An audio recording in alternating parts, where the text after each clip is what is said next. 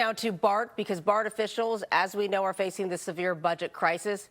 Today, they did meet to discuss a worst-case scenario that would include service cuts and station closures if a November ballot measure fails.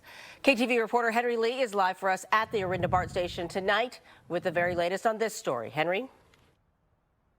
Well, Claudia, the Orinda BART station is just one of up to 15 stations that could close as early as next year if the transit agency doesn't close its budget gap with the help of the sales tax measure. How can we come up with a plan that keeps the stations open?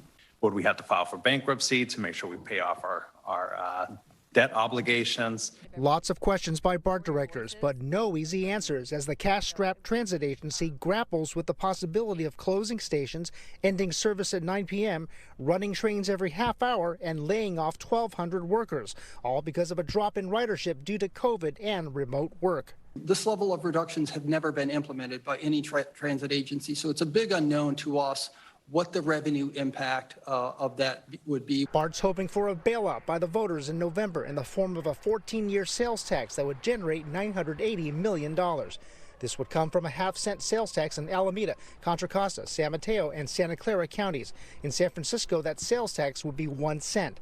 State Senator Scott Wiener helped introduce the measure that will go to the voters. If this doesn't pass, BART will essentially collapse.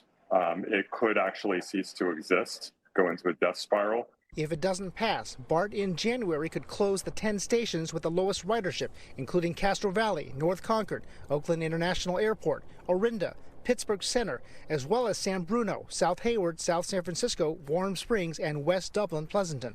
And 5 more stations could shut down in July 2027 if more cuts are needed. BART riders we spoke to were concerned. I just couldn't believe that they would close Orinda. It's so important for me to park here and take my commute to Walnut Creek. Ricardo Lieberman of Moraga said he'll gladly support the tax. I think it's one of the things that is really worth it.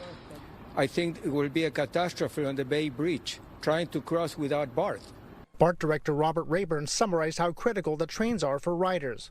They just show up and go. And so convenience is critical, and I want to retain that. No decisions were made at today's meeting, which was billed as a workshop, but BART directors will be back on February 26th to vote on proposed cuts. Live in Orinda, Henry Lee, KTVU, Fox 2 News.